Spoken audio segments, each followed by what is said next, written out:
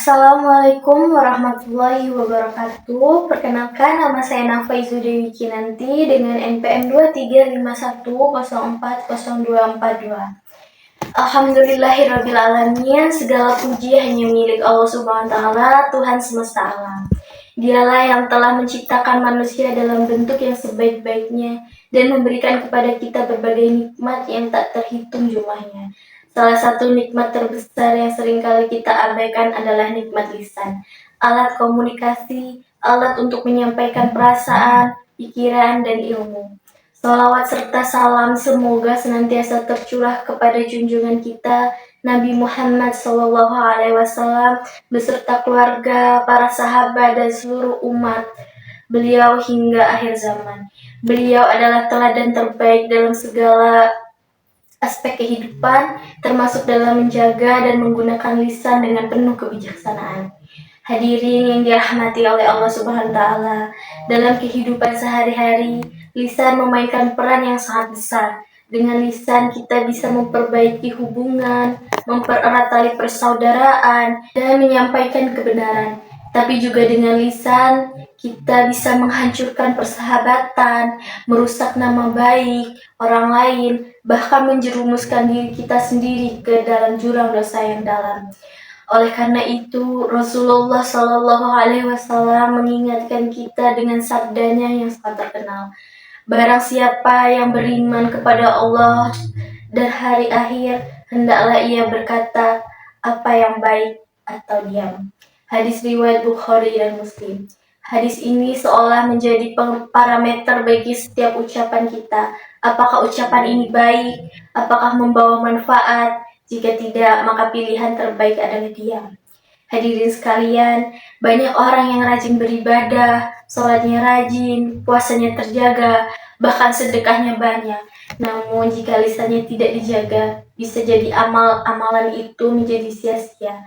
Bahkan bisa menjadi bumerang baginya di akhirat nanti. Allah Subhanahu wa Ta'ala berfirman dalam Al-Quran, tiada suatu ucapan pun yang diucapkannya melainkan ada di dekatnya malaikat pengawas yang selalu hadir. Quran Surat Qaf ayat 18. Artinya setiap ucapan sekecil apapun, baik ataupun buruk, semuanya tercatat. Tidak ada yang luput dari pengawasannya.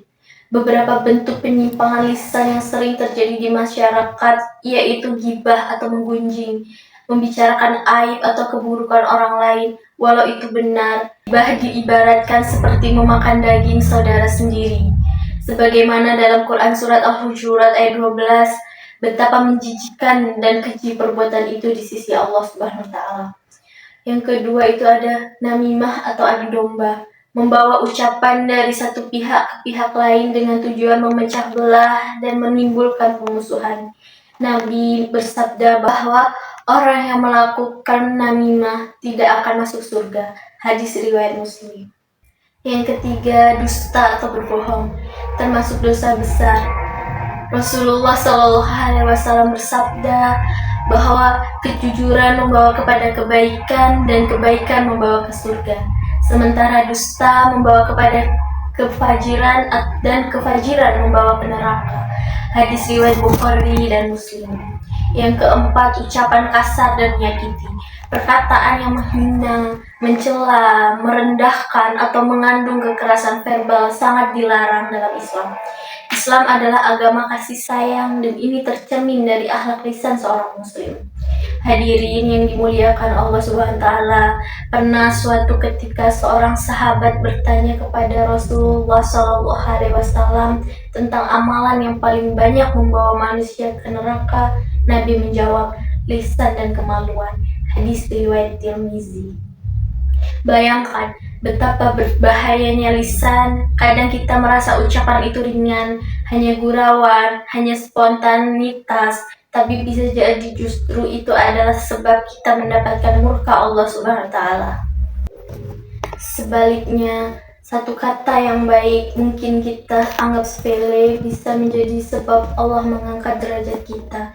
Dalam hadis riwayat Bukhari, Nabi bersabda, sesungguhnya seorang hamba mengucapkan satu kalimat yang diridhoi oleh Allah. Ia tidak menyangka bahwa ucapan itu penting, tetapi Allah mengangkat derajatnya karena kalimat tersebut. Lalu bagaimana cara kita menjaga lisan? Yang pertama itu berpikir sebelum berbicara. Gunakan filter 3 pertanyaan. Yang pertama, apakah ucapan ini benar? Yang kedua, apakah bermanfaat? Yang ketiga, apakah ucapan dengan cara yang baik? Yang kedua, biasakan berzikir dan membaca Al-Quran. Orang yang lisannya terbiasa dengan zikir akan malu mengotori lisannya dengan ucapan buruk. Yang ketiga, berkumpullah dengan orang-orang yang soleh. Lingkungan yang baik akan menjaga kita dari pembicaraan yang sia-sia atau berbahaya. Keempat, lakukan muhasabah setiap hari. Evaluasi setiap ucapan kita di hari itu. Adakah yang menyakiti? Adakah yang perlu kita istighfari dan kita minta maafkan? Yang kelima, belajar diam saat emosi. Banyak ucapan buruk keluar karena emosi kita terkendali. Maka Nabi mengajarkan kita jika sedang marah maka diamlah. Hadirin sekalian, mari kita jaga lisan ini, gunakan untuk hal-hal yang baik, mengucapkan salam, memberi nasihat, menyampaikan ilmu, menghibur orang yang sedang sedih, berzikir, berdoa, dan mengajak pada kebaikan. Lisan yang dijaga akan menjadi penyebab keselamatan kita di dunia dan di akhirat. Sebaliknya, lisan yang liar bisa menjadi penyebab kehancuran baik di dunia maupun di akhirat. Maka benar sabda Nabi Shallallahu Alaihi Wasallam, barang siapa dapat menjamin untukku apa yang ada di antara dua rahangnya dan apa yang ada di antara dua kakinya, maka aku jamin baginya surga.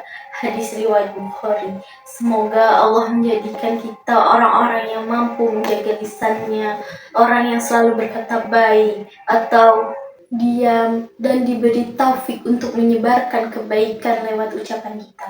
Amin, amin, amin ya robbal alamin. Wassalamualaikum warahmatullahi wabarakatuh.